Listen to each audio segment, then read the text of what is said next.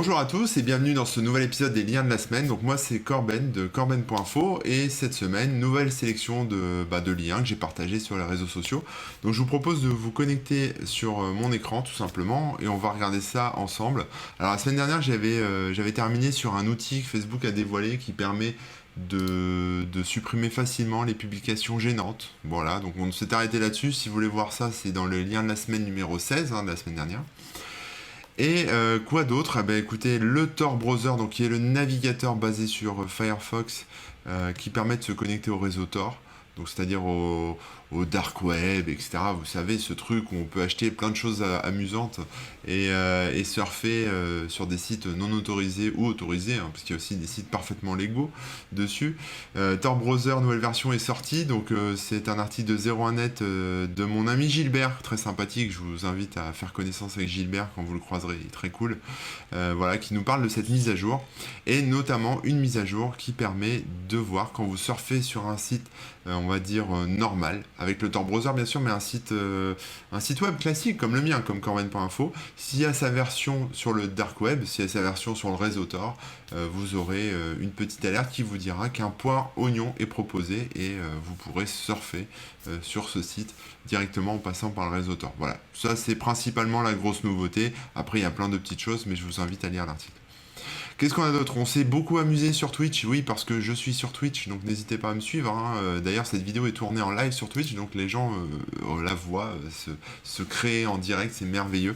Et donc on a fait une expérience, on a fait des expériences musicales, donc j'ai écrit un article là-dessus aussi, sur le Chrome Music Lab, qui est en fait une série de jeux, un peu si vous voulez, d'expériences qu'on peut tester avec des enfants ou même entre adultes, hein. On s'est beaucoup amusé, on s'est beaucoup amusé, pardon. Et voilà, c'est pour découvrir un peu la musique, découvrir les rythmes et jouer avec les sons. C'est assez sympa. Donc ça, vous pourrez retrouver cet article sur corben.info. Ça s'appelle Expérience musicale pour petits et grands. Ensuite, comment configurer son Visual Studio. Donc si vous êtes développeur, vous pouvez faire du remote development, donc avoir un espèce de workflow, un processus de travail totalement remote, c'est-à-dire totalement à distance, en déployant en fait votre outil de développement et votre code sur des machines qui ne sont pas sur votre machine physique que vous avez devant vous, quoi, mais qui sont sur un serveur à distance, etc. Donc il y a un petit tuto qui est dispo sur HackerNoon que je vous invite à consulter aussi. What else? On a publié, bon ça j'en reparle après. Oui, on a un article, alors ça je l'ai vu partout, ça m'a même limite saoulé, mais Linux est dans l'espace. Et oui, Linux est dans l'espace parce que SpaceX a mis Linux sur ses ordinateurs de bord, etc. Donc tout le monde a, enfin ZDNet a fait un article là-dessus et l'ensemble des sites tech de France et d'ailleurs ont repris cette info en disant Linux est dans l'espace, c'est merveilleux. Comme dirait un tweet que j'ai lu il n'y a pas longtemps, mais je ne pourrais pas sourcer parce que je m'en souviens plus, Linux est dans l'espace, ça expliquerait pourquoi il y a des problèmes de son, pourquoi il n'y a pas de son dans l'espace en fait, voilà, tout simplement. Il n'y a pas de son dans l'espace. Bon, comprendront ceux qui ont galéré avec une carte son sous Linux.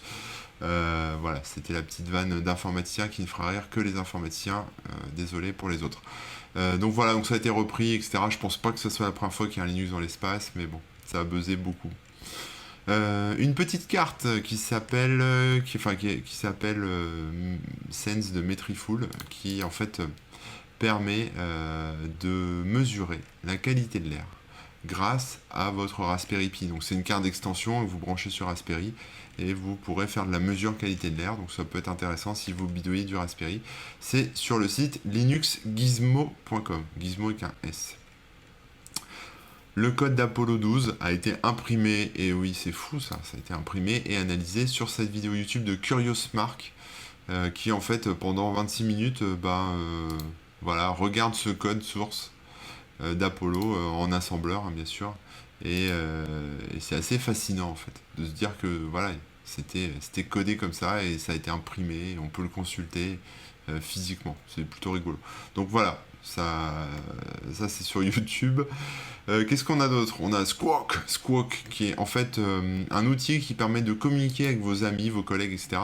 Vous savez, quand on fait des zooms, des vidéos, des choses comme ça, on montre sa tête et on parle tout le temps. C'est-à-dire que vous êtes tout le temps en train de parler et les autres vous entendent, etc.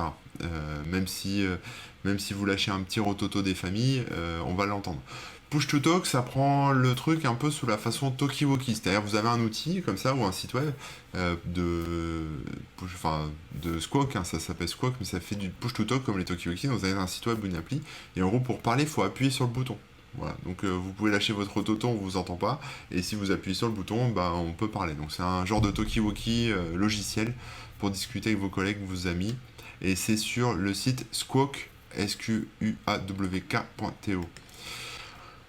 Ensuite, bah, vous avez vu ça, la Game Gear ou Game Gear, je ne sais d'ailleurs pas comment on dit exactement, mais est sortie. Alors c'est une version qui est très petite, hein, qui tient dans la main, c'est limite ridicule, ça a fait rire tout le monde, enfin moi ça m'a fait rire. Je trouve ça... Est-ce qu'on la voit avec une main à côté, mais... Alors ils ont mis des jeux dedans, enfin c'est un peu la mode, hein, effectivement, de ressortir des consoles, mais regardez la taille du truc, quoi. Il faut une loupe pour jouer avec. Et ils vendent même une loupe grossissante d'ailleurs, je rigolais, mais ils ont des extensions, regardez, ils vendent des loupes qu'on met dessus pour les bigleux comme moi. Donc, donc voilà, donc je sais pas si ça a marché, mais franchement, moi j'achèterais pas ce truc. Voilà, même pour le côté rétro sympa, franchement, c'est abusé quoi. Logan Paul, vous savez, ce youtubeur qui aime se promener dans les forêts au Japon où on peut voir des pendus. Donc il y a un youtubeur qui est quand même assez controversé parce que il fait beaucoup de merde, il fait un peu de trash, etc. Il a fait quand même une vidéo en soutien au mouvement Black Lives Matter et où il parle. Enfin, en tout cas, je l'ai trouvé sympa son discours. Je l'ai trouvé bien fait, j'ai trouvé intelligent. Donc ça contraste un peu avec l'image qu'il renvoie dans ses vidéos, etc. Donc il s'est fait beaucoup critiquer, hein, évidemment, parce que c'est le but d'Internet, hein, c'est prenez votre connexion, votre Freebox, payez je sais pas combien, 19 € par mois, et vous aurez votre abonnement illimité pour critiquer tous ceux que vous détestez. Donc il s'est fait beaucoup critiquer, mais j'ai trouvé son discours très intéressant, donc c'est sur son Twitter, ça date du 2 juin, allez écouter ce qu'il raconte. Voilà, si vous comprenez pas pourquoi Black Lives Matter, bah allez écouter ce qu'il raconte, c'est intéressant. Qu'est-ce qu'on a d'autre? La Technopolis, donc la Quadrature a fait un article, une fois de plus, hein, c'est un article de plus, mais pour nous alerter, encore une fois, que la vidéosurveillance automatisée se déploie de plus en plus, notamment à Cannes, il me semble, ou à Nice, ce genre de ville bien fréquentée.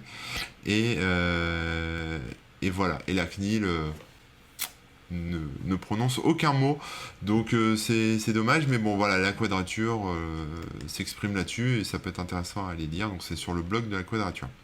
Ensuite on a cette dame qui est une ingénieure spatiale, je pense qu'elle a bossé pour la NASA, ou elle bosse pour la NASA, un truc comme ça, et en fait elle s'est amusée à inventer un téléphone avec cadran rotatif. Ne me demandez pas à quoi ça sert. Je pense que ça ne sert à rien, mais en tout cas, c'est bien fait. C'est intéressant. Elle explique comment elle a conçu son truc. Et voilà, les pièces qu'elle imprime en 3D, comment elle a fait, etc. Donc ça, c'est sur la chaîne YouTube SWNS. Voilà. Donc, Ching Ching, ça, c'est les abonnés Twitch qui s'inscrivent en direct au moment où j'enregistre la vidéo. 8 Can't Wait. Toujours Black Lives Matter. Ainsi, ça s'appelle donc 8 Can't Wait. Donc 8 en hommage aux 8 minutes de la personne qui s'est fait tuer par la police, de George Floyd, j'ai cherché son nom. Et donc c'est un site, c'est une espèce de, on va dire, de site un peu militant qui explique ce qu'il faudrait faire en fait pour quelque part réduire les risques de décès dus par la police, et donc notamment interdire les clés de bras, là, vous savez, les étranglements, exiger la désescalade, hein, donc c'est-à-dire arrêter de faire monter la pression pour après partir dans du surarmement, etc., et l'escalade de la violence, exiger les avertissements avant de tirer. Alors ça s'adresse beaucoup au marché américain, au marché de la délinquance américaine. Ouais, enfin bref, vous m'avez compris. Mais ça peut être aussi appliqué en France pour plusieurs points. Voilà, épuiser toutes les autres alternatives, parler, hein, évidemment, discuter, etc.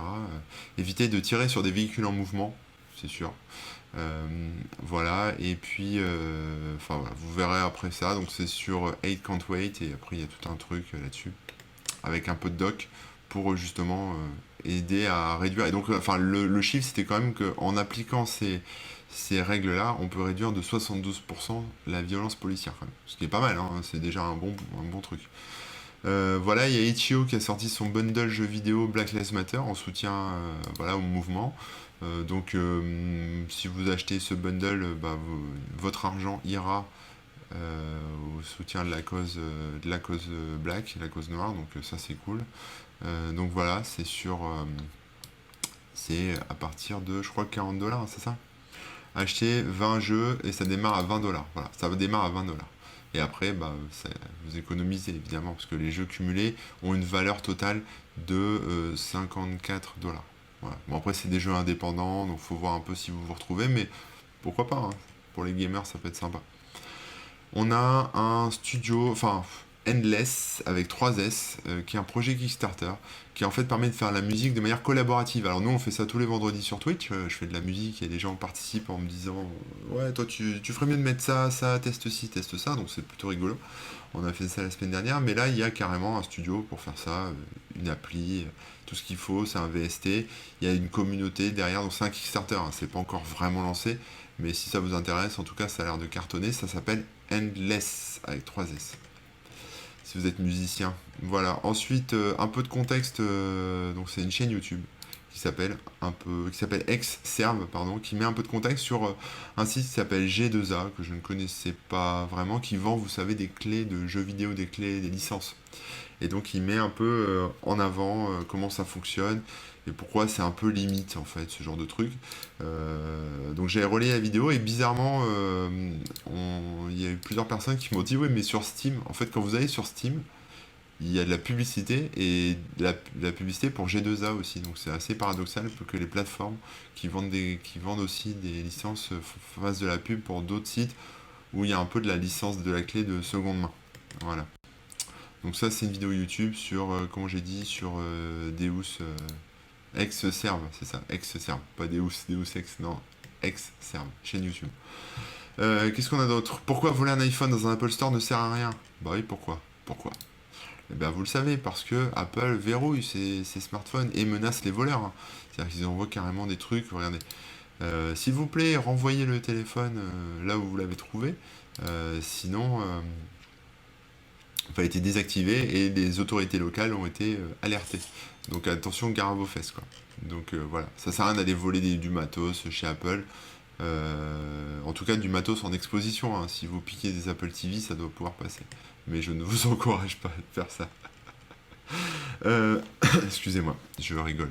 Alors ensuite, je sais pas pourquoi il y a une vidéo de Mario Maréchal dans les commentaires. Mais voilà, petite vidéo, hein, apparemment, avec les dinosaures. Jurassic Park est bien fréquenté apparemment, ce Jurassic Park. Est-ce qu'il y a du racisme dans la police? Une chronique de Guillaume Meurice que j'aime beaucoup. Voilà, je vous laisserai aller voir ça, c'est sur le site de France Inter. Et sur la chaîne YouTube de France Inter, ça s'appelle Le Moment Meurice. Ça, c'est un article que j'ai posté cette semaine. Ça parle d'un jeu qui s'appelle Street Fighter contre Megaman. C'est un jeu qui est assez ancien, hein, qui est sorti en 2012, qui a été développé par un mec de manière indépendante et qui ensuite a été un peu repris par Capcom et qui du coup en a fait enfin l'a distribué en fait. Donc je parle du jeu et voilà, vous pouvez jouer à ça. Donc c'est une version de Megaman contre Street Fighter. C'est rigolo. Et il y a plusieurs niveaux, etc. Ça a quand même une petite durée de vie, hein, c'est pas juste une démo. Microsoft va installer Edge automatiquement sur Windows 10. Donc sachez-le, ça arrive, hein, vous ne vous étonnez pas, c'est normal. Donc ça c'est un article sur Génération NT si vous voulez lire ça. Un petit guide sur les sauces asiatiques, parce que oui, on parle de tech, mais la nourriture c'est important. Il faut pas l'oublier, parce que si vous ne mangez pas, vous ne pouvez pas faire d'ordinateur. Donc il faut manger quand même. Et donc un petit récap sur les différents types de sauces asiatiques. Et d'ailleurs là au moment où je tourne la vidéo il est 12h30 et j'ai un petit peu faim. Donc voilà. Mais ça vous dira tout sur les sauces. Ça peut être pas mal. Glissement de terrain, je sais pas si vous avez vu ça. Vidéo sur Coréus, un truc de ouf. Alta en Norvège. Un glissement de terrain de malade. Je sais pas, la falaise s'est décrochée mais il y a tout qui part quoi. Le village entier, enfin ça part. Voilà, les gens sont là et ils disent bon bah salut, on part en croisière. Ok, chérie, t'as rempli le frigo, c'est bon, allez accroche-toi sur le canapé, on s'en va. Et en fait, tout se détache comme ça, c'est assez impressionnant. C'est un truc de dingue, donc c'est voilà la vidéo en temps entière. Heureusement, personne n'a été blessé, il y a juste un kleps qui s'est retrouvé un peu dans l'eau, mais il a été repêché, je crois. Voilà, un chien a tout de même été emporté, mais il a réussi à rejoindre le rivage. Voilà, personne n'a été blessé, tout va bien, mais c'est très très impressionnant. Voilà. Et dites-vous que le réchauffement climatique arrive, la montée des eaux arrive, et on aura peut-être de plus en plus de scènes de ce genre, on verra. Voilà, donc si vous êtes au Touquet, accrochez-vous. Le prochain iPad Air pour abandonner le port Lightning pour se mettre à l'USB-C, c'est un article de Clubic. J'ai envie de dire enfin, voilà, donc on verra. Virus Café, comment se faire un ami en moins de 2 minutes. J'ai joué avec un site qui s'appelle virus.café, sur lequel vous vous connectez, c'est un peu un chat roulette. Sauf que c'est un chat roulette qui vous pose une question existentielle et vous discutez avec les gens que vous avez en face pendant 2 minutes sur cette question existentielle. Donc quelque part ça vous permet d'engager des discussions un peu profondes avec de parfaits inconnus. Donc j'ai rencontré différentes personnes tout à fait charmantes et j'ai fait un article là-dessus. Ça s'appelle virus.café, c'est l'extension, hein, .café. Et vous pouvez lire mon article sur corben.info. Qu'est-ce qu'on a d'autre ensuite cette semaine? On a Signal qui se dote d'une nouvelle option qui permet de flouter les visages. C'est sur Clubic. Donc voilà, si vous voulez masquer votre tête pour éviter d'effrayer vos correspondants, c'est peut être une bonne idée. Alors ça, c'est tout un article sur techrights.org sur comment est-ce que ça se passe. En tout cas, enfin, c'est un point de vue, hein, voilà. Comment est-ce que le logiciel fermé, comment est-ce que Microsoft en l'occurrence fait pour quelque part neutraliser les leaders d'opinion libristes et les créateurs de libre en les remplaçant avec des employés Microsoft ou en adoptant les technologies Microsoft, enfin les technologies Linux, etc. Donc il y a tout un article là-dessus, je vous invite à le lire, c'est intéressant, c'est un point de vue intéressant, qui montre que finalement cet amour de Microsoft pour le logiciel libre n'est peut-être pas si désintéressé que ça, en tout cas, bon ça on le savait, mais en tout cas n'est peut-être pas si inoffensif que ça. Il y a peut-être un intérêt quelque part d'étouffer Linux dans l'œuf. Émission podcast de Arte. Alors je l'ai pas lu en entier tellement ça m'a mis des frissons, mais je l'ai pas écouté en entier. Mais voilà, il y a un policier noir qui en fait et donc travaille dans la police, est tombé sur un groupe WhatsApp, ou je crois que c'était ça, le groupe WhatsApp, avec beaucoup de ses collègues plutôt nasillons sur les bords qui racontent de la merde à longueur de journée, de la merde raciste hein, notamment. Et donc il a sorti tout ça en audio et c'est publié sur Arte Radio. Donc voilà. Ça, voilà. Si vous avez été nombreux à baver sur Camélia Jordana il y a 2 semaines, avec tout ce qui se passe en ce moment, j'espère que vous revoyez un peu votre jugement. Where is Droid? On repart sur du léger avec Where is Droid qui en fait est un jeu développé par un lecteur de Corben.info et je le remercie de m'avoir alerté parce que bah voilà, vous faites des trucs et vous les faites bien donc moi je suis toujours ravi d'en parler. Quand c'est bien, il faut en parler. Donc j'ai eu le plaisir de faire un petit article là-dessus. Et donc c'est un jeu de, vous savez, où est Charlie? Where is Waldo en anglais. Hein. Donc Charlie, sauf qu'on cherche pas Charlie, on cherche le droïde, le petit robot. Et donc petit jeu avec bien sûr plein de références à la culture pop, geek, etc. Donc de quoi s'amuser ou de quoi occuper vos enfants si vous voulez. Donc c'est sur corben.info. Mais où est ce droïde? Qu'est-ce qu'on a d'autre aussi? Overcook était gratuit sur l'Epic Store. Je pense qu'à l'heure où j'enregistre cette vidéo, c'est mort pour vous. Voilà, jusqu'au 11 juin prochain. On est le 10. Ah, vous aurez encore, si j'arrive à publier rapidement, vous aurez encore un petit peu de temps pour vous le procurer. Voilà, Epic Game Store qui sort des jeux toutes les semaines, hein, comme vous le savez. Ensuite, composer un beat entre amis avec Ocean. Donc ça, c'est un article que j'ai programmé il y a un mois, donc je m'en souviens plus trop, mais l'idée c'était ça, c'était de faire de la musique ensemble. On se mettait à plusieurs et on faisait de la musique à plusieurs via le site Ocean, qui est en bêta, mais qui est plutôt sympa pour faire un petit beat. Voilà. C'est sur corben.info. Article sponsorisé de la semaine sur mon site toujours, un hébergeur cloud qui s'appelle Idora, si ça vous intéresse. Voilà. C'est un article sponsorisé, je préviens quand même. On a fait de la musique la semaine dernière, donc vendredi sur Twitch on fait de la musique, et la semaine dernière je me suis dit on va faire de la musique 8 bits, j'en avais jamais fait. Donc j'ai fait mon premier morceau de musique 8 bits accompagné par Jojo Barjo et Dwarf qui étaient sur le Twitch et qui m'ont aidé pas mal à composer ce morceau en me faisant des suggestions que j'ai testées et franchement je suis plutôt content du résultat. Donc si vous voulez écouter ça, c'est sur SoundCloud, Corben-musique. Ensuite, on a Sim Raffinery, qui en fait est une version développée par Maxis, un espèce de clone de SimCity, si vous voulez, sauf que c'est un serious game, c'est un jeu qui est à destination des raffineries, donc des raffineries de pétrole, et c'est un jeu enfin c'est un utilitaire pour apprendre, pour former les gens à gérer des raffineries. Donc voilà, c'est un truc qui a pas été jusqu'au bout, hein, ça date de 92 quand même, mais quelqu'un a remis la main sur la disquette et l'a publié sur archive.org, et donc je l'ai testé, et voilà, ça fait pas grand chose, on peut pas faire grand chose avec, j'étais vite bloqué, mais c'était marrant de se dire que SimCity a été quelque part repensé pour devenir un jeu sérieux, un serious game, pour aider l'industrie pétrolière, en l'occurrence Chevron aux États-Unis. Le projet a été abandonné, mais on peut encore tester, donc si ça vous intéresse, pourquoi pas. Voilà. Ensuite, on a Arte qui a fait un reportage sur les vertus de la société de déconsommation.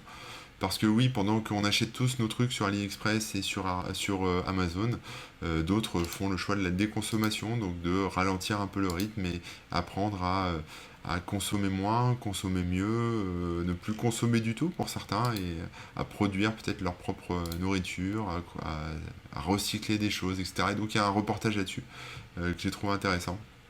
Donc c'est sur le site d'Arte, et ce sera disponible jusqu'au 1er juillet 2020, donc traînez pas trop. Voilà.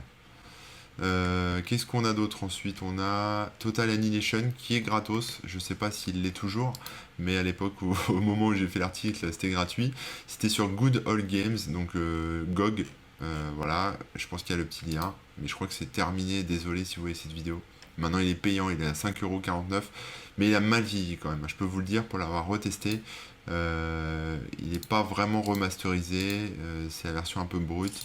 Il a un peu mal vieilli, donc si vous voulez acheter une version de Total Annihilation parce que vous avez aimé le jeu à l'époque, je crois qu'il est sorti dans les années 97, hein, c'est ça, j'y jouais beaucoup, hein, comme Red Alert et Command Conquer, mais si vous voulez jouer, je vous invite plutôt à vous intéresser à la version remasterisée, qui sera peut-être un peu plus jolie graphiquement. Voilà. Mais bon, c'était gratos, c'était l'occasion. Xbox Beta App pour PC va supporter les mods. Donc je suis pas du tout très au fait de tout ce qui se passe sur Xbox, mais si vous êtes gamer, Xbox, bah voilà, vous allez pouvoir avoir des mods dessus, donc faire des choses en plus grâce à cette version bêta. Voilà, de cette appli en fait, hein, pour Windows en bêta. Ensuite, qu'est-ce qu'on a? L'Epic Games Store dont on vient de parler va bientôt débarquer sur Android et iOS selon le PDG, donc ça c'est sur Clubic, pourquoi pas, ça peut être intéressant. Des chercheurs ont mis au point une intelligence artificielle capable de découvrir de nouvelles étoiles, et je me dis que ce serait bien aussi qu'il y ait un peu la même chose pour découvrir de nouveaux grains de beauté. Vous savez, que pour les gens qui ont des grains de beauté, ça peut être intéressant. Mais voilà, donc ça va être un peu automatisé avec une IA, pourquoi pas. Découvrir de nouvelles étoiles, pourquoi pas de nouvelles planètes aussi, ça peut être intéressant. On a, alors, vous qui me regardez, vous savez que je suis un petit peu taquin avec le professeur Raoult pour tout un tas de raisons, mais voilà, il y a une interview de Cohen, Patrick Cohen, que je connais pas spécialement, hein, que tout le monde ne porte pas dans son cœur, mais qui en fait a fait une petite chronique sur cet où il reprend des extraits d'interviews donc c'est un peu quand même, c'est un peu orienté, hein, je dois dire, c'est sûr, mais il met un peu vous voyez le nez là de Didier Raoult, il lui met un peu dans son caca, donc c'était plutôt intéressant, Et voilà, donc j'ai tenté la vanne j'ai tenté la vanne sur Facebook en disant j'espère que cette année mon potager donnera des melons aussi gros que celui de Raoult. C'était une vanne volontaire, une vanne destinée à me faire lapider en public. Et vous pouvez voir au nombre de commentaires, 307 commentaires, que je me suis bien fait déchirer la gueule sur Facebook, mais c'était volontaire et il y a plein de gens qui m'ont une follow et tant mieux. Enfin, ça fait un peu le ménage. Donc voilà, mais c'était du troll, hein, désolé pour les gens que j'ai vexés. Si vous faites partie de la famille de Didier Raoult, je m'en excuse. Voilà, mais j'aime bien troller, parfois c'est plus fort que moi, que voulez-vous. Les adolescents sont comme ça, imprévisibles, fougueux et complètement idiots.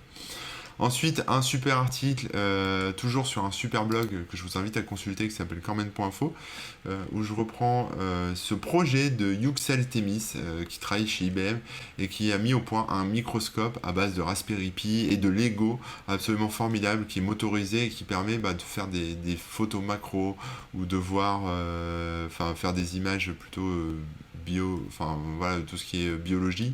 Donc voilà, photographier des mouches, photographier des neurones, du riz, etc. Et donc on peut faire voilà, avec du matos. En gros, ça vous coûte 300 balles de matos et vous avez l'équivalent d'un microscope qui coûte plusieurs milliers d'euros. Donc c'est du do it yourself. Et il a mis en ligne tout, les plans, la totale, les logiciels, les pièces en 3D à imprimer avec votre imprimante 3D, etc. Donc c'est intéressant. Qu'est-ce qu'on a d'autre? On a des chercheurs qui transforment des malwares en images pour mieux les détecter. Oui, bah voilà. On peut faire des images à partir de logiciels. Bon, ça c'est pas nouveau. Mais apparemment, une fois qu'on donne tout ça à bouffer à du deep learning, il est capable de savoir s'il y a du trojan, enfin s'il y a des virus dedans, des malwares, etc. Donc il y a tout un article là-dessus, c'est sur 01net, je vous invite à le consulter. Ensuite, on a Brave. Alors Brave, vous savez, le navigateur basé sur Chrome qui récompense les gens qui surfent et qui récompense les créateurs, etc. Brave, j'aime beaucoup Brave, c'est un très bon navigateur. Et bon, ils ont bidouillé un peu. Ils ont un peu fait un peu n'importe quoi. Ils se sont fait griller. Ils ont mis des liens d'affiliation.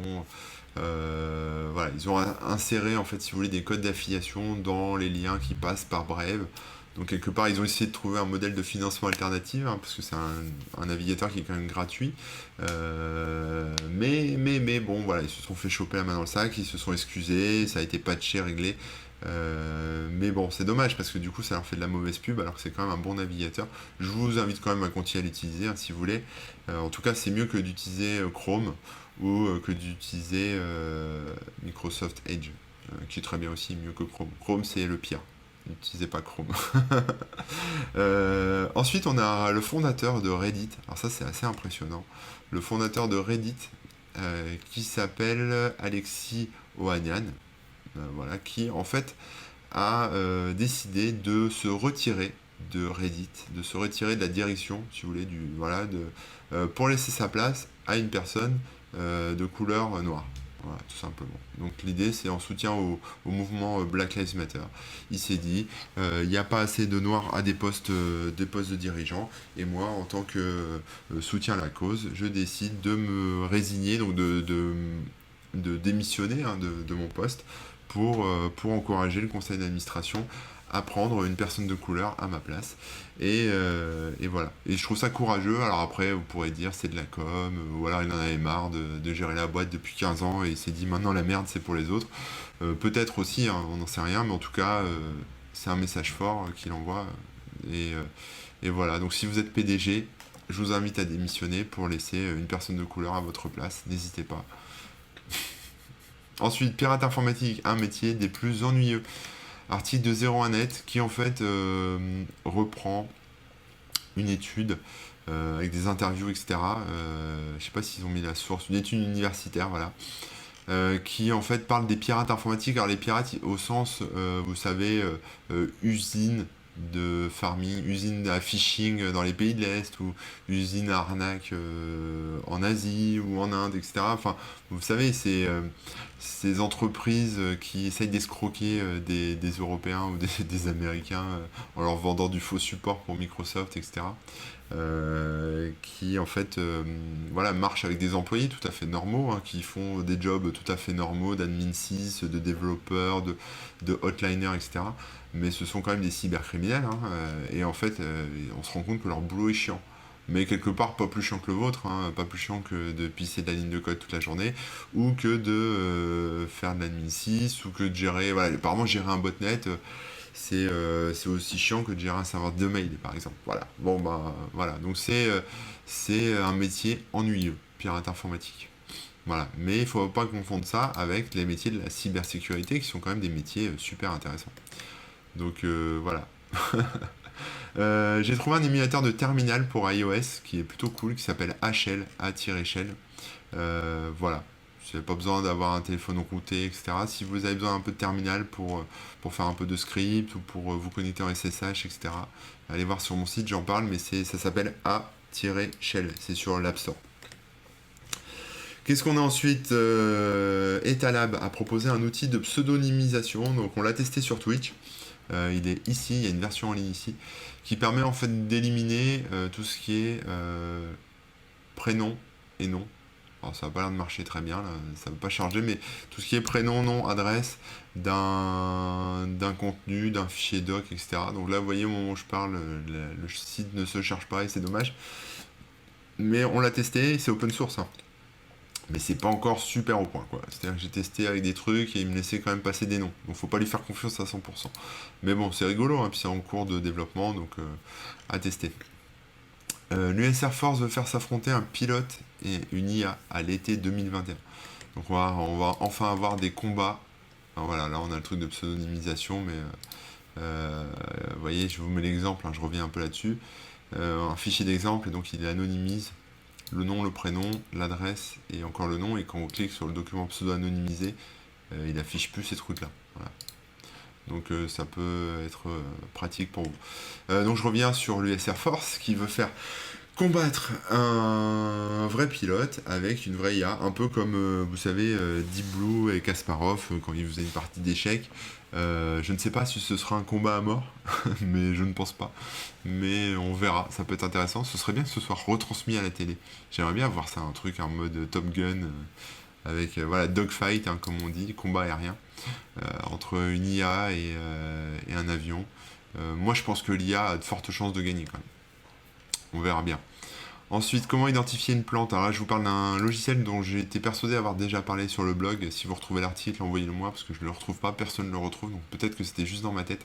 Mais c'est un logiciel qui s'installe sur iPhone ou sur iOS ou sur Android, qui s'appelle PlanteNet, qui en fait permet vous photographier une plante, une fleur, un fruit, une feuille, une plante, et ça va vous l'identifier, ça va vous donner le nom. Vous aurez un petit lien Wikipédia, vous pourrez en savoir plus sur la plante, etc. Et ensuite, vous pouvez alimenter la base de données avec plus avec vos photos. Ça permet aux gens derrière PlanteNet de savoir un peu quelles espèces sont disponibles dans quelle région. Ça permet de faire un espèce de recensement. Donc ça soutient un peu une démarche de recensement de plantes, de recensement de la faune, et non pas de la faune, de la flore, pardon, excusez-moi. Un recensement de la flore. Et puis finalement, quand vous partagez vos photos, bah, vous enrichissez la base de données et quelque part, ça permet de rendre encore plus précise la détection de la plante. Et donc j'ai fait un tour dans mon jardin avec ça cette semaine et j'ai trouvé plein de plantes que je pensais être des mauvaises herbes qui en fait sont des plantes utiles, soit médicinales, soit qui font des jolies fleurs, soit qu'on peut même manger. Donc ça peut être rigolo si vous avez un jardin. Voilà, ça s'appelle PlanteNet. Ensuite, une recette de baguette, et oui, je l'ai partagée. J'ai fait des baguettes cette semaine. Tout le monde s'en fout, mais c'est important. Donc, il y a une recette sur Piratage Culinaire qui a beaucoup de. Donc, c'est un site, hein, piratageculinaire.com, avec beaucoup de recettes. Et donc, j'ai suivi cette recette et j'ai eu mes petites baguettes. Et c'était plutôt un succès. Voilà, elles étaient bonnes. Quasiment comme chez le boulanger. Donc, maintenant, je savais déjà faire mon pain en cocotte, hein. Si vous voulez la recette, vous tapez pain Corben sur votre moteur de recherche préféré, vous allez trouver la recette. Mais la recette des baguettes de piratage culinaire est plutôt bien aussi, donc je sais faire des baguettes et je suis plutôt fier de moi. Donc voilà, si vous voulez faire de la baguette, c'est parti. Créapils qui a fait un article de site où il liste en fait des affiches de films, mais qui ont été réadaptés comme des vieux romans, des vieux livres, un peu cornés, un peu abîmés, qu'on trouve, vous savez, ces vieux livres qu'on trouve un peu dans les brocantes, sur les marchés, un peu des années 70-80, des vieilles éditions, etc., mais avec des films récents. Donc j'ai trouvé ça plutôt marrant à voir. Voilà, vous irez voir, c'est sur creapills.com. Ensuite, on a visité le cœur de la Voie lactée en réalité virtuelle avec la NASA. Bon, c'est sur Génération NT, j'étais pas super convaincu par le rendu. Voilà, mais si vous voulez visiter la Voie lactée avec votre casque VR, ça donne à peu près ça. Voilà, donc c'est très lumineux, ça peut vous aveugler, faites attention. Mais vous pouvez vous balader dans la Voie lactée. C'est joli en tout cas. Mais je sais pas si vous apprendrez grand chose. En tout cas, ça vous fera voyager. Il y a une analyse du code source de Command Conquer, parce que vous savez, si vous me suivez, que Command Conquer et Red Alert ont été réédités là dernièrement, donc vous pouvez les racheter à nouveau. Mais le code source a aussi été distribué sous licence libre, donc ça c'est plutôt bien par Electronic Arts. Et quelqu'un s'est lancé dans l'analyse du code. Et apparemment des retours que j'ai eu, en tout cas c'est bien codé. Voilà, donc il y a toute une analyse là-dessus, c'est sur hydrogen18, donc hydrogen18.com. Voilà, voilà, qu'est-ce qu'on a d'autre? Un tuto que j'ai publié, pareil, sur le blog, qui vous expliquera comment chiffrer un document avec Vim, vous savez, l'éditeur de texte, ou VI, ça marche aussi. Vous pouvez éditer des fichiers, les chiffrer pour éviter que d'autres personnes les lisent. Et je vous explique tout ça dans ce tuto. Ensuite, si vous êtes un furry, vous savez les furries, ces gens qui aiment incarner des animaux un peu humanoïdes. Voilà, vous les avez vus déjà, ils ont des costumes, ils ressemblent à des chiens, des chats, des animaux un peu, des loups, des trucs comme ça. Voilà, vous pouvez générer votre avatar, votre fursona, ça s'appelle comme un persona, mais comme c'est un furry, c'est un fursona. Et il y a quelqu'un qui a développé un outil qui s'appelle TFDNE, donc This Fursona Does Not Exist, qui en fait utilise le deep learning pour générer des avatars uniques de fursona. Et donc si vous êtes dans ce délire, vous pouvez générer vos propres avatars de fursona. Celui-là je l'aime bien, hein. J'ai un peu poussé les curseurs, mais qui seront uniques et voilà, qui sera votre fursona avec du deep learning. Donc c'était plutôt cool. Ensuite, on a les comptes vérifiés, bientôt de retour sur Twitter. Voilà, pour info. Ça va bientôt revenir, vous allez pouvoir vous faire vérifier sur Twitter si ce n'est pas encore le cas. Un sénateur américain s'inquiète de l'emploi de la reconnaissance faciale contre les manifestants. Intéressant. Peut-être déjà en France, peut-être bientôt en France, on verra. Mais en tout cas, évidemment, les gens protestent, les gens manifestent, ils sont dans leurs droits et pourtant ils se font scanner le visage. Et c'est un problème. Voilà, donc on a IBM, hein, j'en parlerai après, mais qui a fait une petite marche arrière là-dessus. Bah voilà, on y est. Donc IBM qui arrête de développer la reconnaissance faciale. Donc eux positionnent cet arrêt comme on arrête parce qu'éthiquement c'est pas bien, parce que voilà, ça peut être, c'est une technologie à double usage qui va quelque part desservir l'humain et c'est pas bon pour la vie privée, c'est pas bon pour l'avenir de l'humanité, etc. Et la raison un peu en sous-marin, en tout cas les critiques que j'ai pu lire sur cette annonce, c'était de dire qu'en fait IBM était grave à la bourre sur tout ce qui était reconnaissance faciale, donc en gros il lâche l'affaire, mais il lâche l'affaire en mode un peu classe, en jetant quelque part un peu le discrédit sur leurs concurrents, et en disant voilà c'est pas éthique, on arrête, mais derrière il y a peut-être des raisons économiques ou des raisons de projet qui est en train de s'arrêter. Donc voilà, mais bon quelque part c'est bien aussi hein, qu'ils communiquent là-dessus. Ensuite, si vous voulez faire un jeu vidéo, il y a Alexandre Laurent, à ne pas confondre avec Laurent Alexandre. Alexandre Laurent qui a fait tout un tuto sur jeu.developer.com, que vous connaissez sûrement, où il parle un peu de comment faire son jeu vidéo. Alors là, vous avez vu un peu de Scratch, hein, mais il parle pas que de Scratch, il parle de plein de choses. Et c'est pas technique, hein, c'est du haut niveau. C'est un peu l'état de l'art, par où commencer, comment il faut faire, à quoi il faut penser, comment s'organiser, comment documenter, combien d'itérations faut faire, etc. Enfin bon, il y a plein de choses. Si vous voulez vous lancer dans le jeu vidéo, ou si vous faites des jeux vidéo, ça peut peut-être vous intéresser.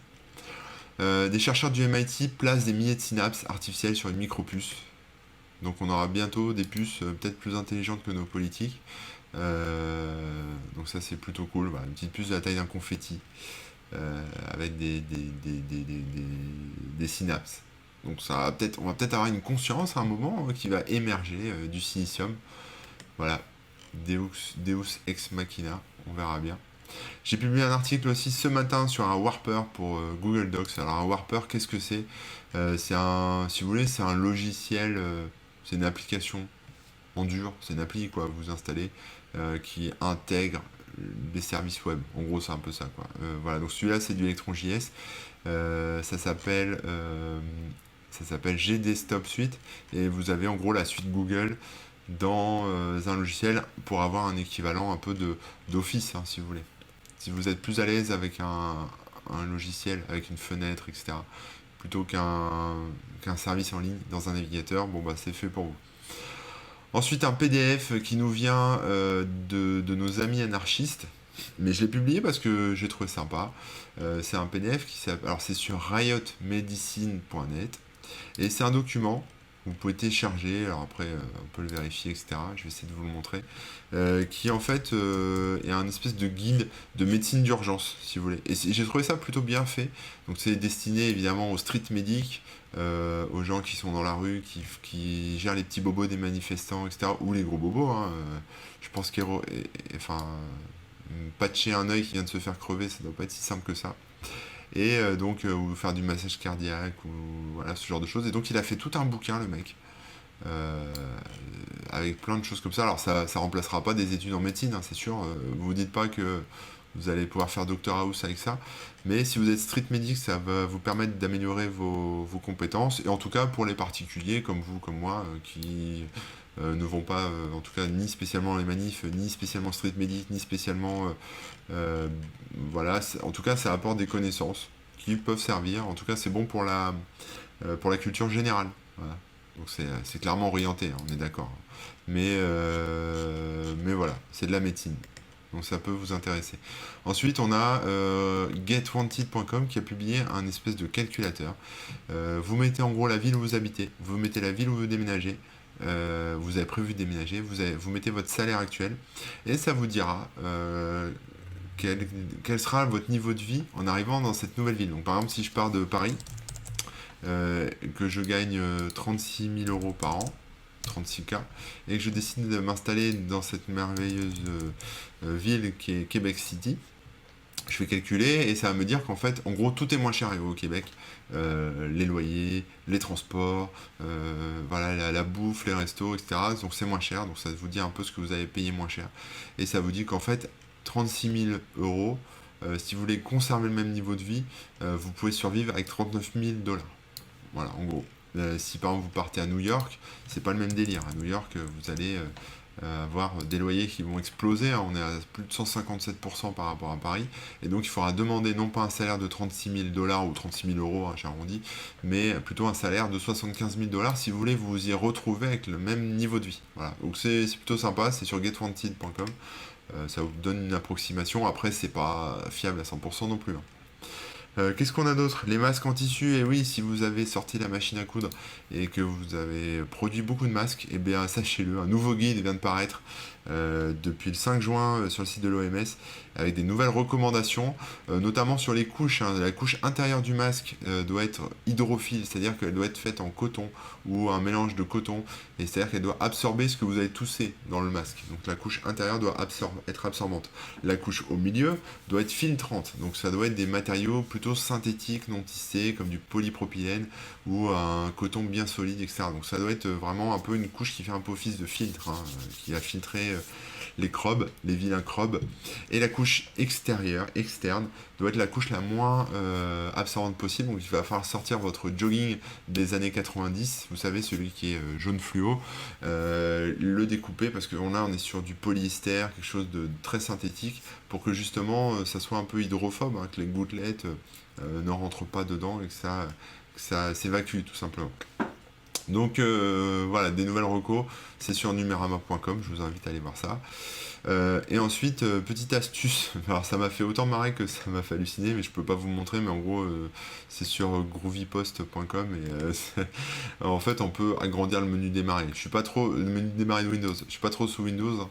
Donc forcément, voilà, mais vous voyez, vous pouvez prendre votre menu Windows et l'agrandir vers le haut, l'agrandir vers la droite, etc. Donc on va avoir un menu qui prend tout l'écran. Je trouvais ça rigolo, enfin voilà. Donc si vous connaissiez l'astuce, vous avez trouvé ça abusé de faire un article là-dessus. Moi je connaissais pas l'astuce, bon ça sert à rien, mais je connaissais pas l'astuce, donc ça m'a fait marrer. Et je l'ai publié parce que là, mon cerveau explose. Voilà, un article Ludovic Toinel sur geek.org qui reprend un peu les détails techniques de Stop Covid. Et j'ai trouvé bien fait son article, donc je vous en parle. Notamment cette image qui en fait vient du projet officiel de Stop Covid. Qui parle de l'infra. Donc on voit effectivement l'infra de l'architecture plutôt de l'application Stop Covid, mais également l'architecture du serveur et comment circulent les données, comment c'est sécurisé, etc. avec les composants et tout. Et voilà, son article est cool, c'est sur geek.org avec 3 E à geek. Voilà. Qu'est-ce qu'on a? On a une image marrante que j'ai partagée sur Twitter, que je vous invite à aller consulter sur mon compte Twitter. C'est un peu une espèce de mind map de toutes les théories du complot mélangées. Donc voilà, bon là vous verrez pas trop, c'est un peu petit, mais tout est mélangé, quoi. La 5G, le Covid-19, le sida, la guerre, Trump, les chemtrails, le nouvel âge d'or, enfin bon, il y a tout en fait. Toutes les merdes des conspirationnistes sont quelque part liées, mises bout à bout dans une espèce de boogie-boulga phénoménal, mais donc c'est marrant. Certains veulent l'imprimer, se l'encadrer comme poster. Donc allez les voir ça, c'est rigolo. Voilà, ensuite, qu'est-ce qu'on a? On a quasiment fini, hein. Ça c'est un stream, pardon, un stream, un message épinglé. Je vais rafraîchir la page parce que j'ai toujours des petits trucs en stock. Mais en attendant que ça rafraîchisse, ce que je peux vous dire, c'est que Twitch, ça carbure bien. On a une bonne petite bande maintenant sur Twitch. On rigole bien toute la journée. Donc si vous voulez nous rejoindre, c'est sur twitch.tv/corbenfr. Voilà. Et vous verrez un peu tout ce qu'on fait. C'est plutôt rigolo. Et donc en derniers articles, si ça veut bien charger, je vais vous montrer donc non, il n'y a plus rien, j'ai fait le tour. Donc j'avais fait le tour, excusez-moi. En tout cas, écoutez, j'étais ravi d'enregistrer ce nouvel lien de la semaine avec vous. J'espère que ça vous a plu. Et puis je vous donne rendez-vous la semaine prochaine. En temps, pour me suivre, c'est sur Twitter Corben, sur Instagram Corben00, sur le blog corben.info, enfin un peu partout, vous tapez Corben, ce que vous voulez, vous allez me trouver. Et nouvellement sur Twitch depuis le 26 mai. Nouvelle aventure, nouvelle expérience, truc de ouf. Voilà, donc n'hésitez pas à nous rejoindre et ça vous passerez, j'espère, un bon moment. Sinon, vous aurez aussi le choix de vous barrer. Allez, à très bientôt tout le monde. Ciao.